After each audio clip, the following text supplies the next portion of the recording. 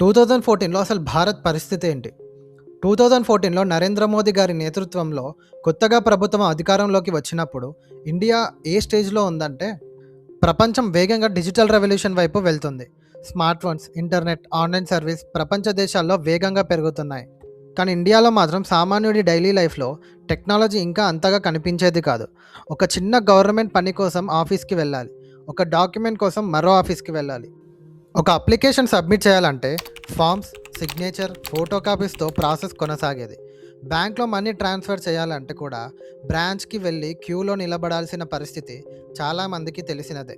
ఇక్కడ అసలు సమస్య టెక్నాలజీ లేదని కాదు.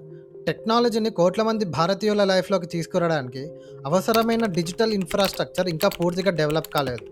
ముఖ్యంగా రూరల్ ఇండియాలో internet connectivity, banking access, digital service వంటి విషయాల్లో సరైన ఇన్ఫ్రాస్ట్రక్చర్ ఉండేది కాదు.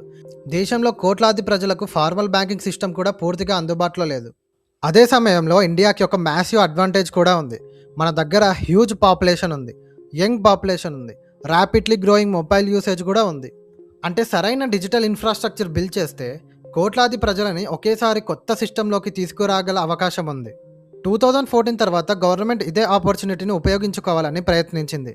టెక్నాలజీని కేవలం ఐటీ కంపెనీస్ కోసమే కాకుండా governance, banking, payments, identity, documents, public service అన్నిటిలో ఉపయోగించాలనే డైరెక్షన్ బలపడింది.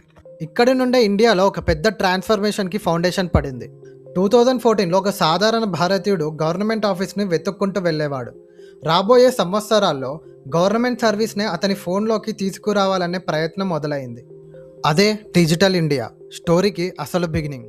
2014 తర్వాత ఇండియా ఎలా డెవలప్ అయిందనేది టోటల్గా 10 ఎపిసోడ్లో చూద్దాం. అంటే ఇది ఫస్ట్ ఎపిసోడ్ అనుకుంటే ఇంకా 9 ఎపిసోడ్స్లో ఎలా డెవలప్ అయింది అనేది చూద్దాం. దానికి మీరు చేయాల్సిన పని ఒకటే, నా కంటెంట్ నచ్చితే లైక్ చేసి సబ్స్క్రైబ్ చేసుకోవడం మాత్రం మర్చిపోకండి.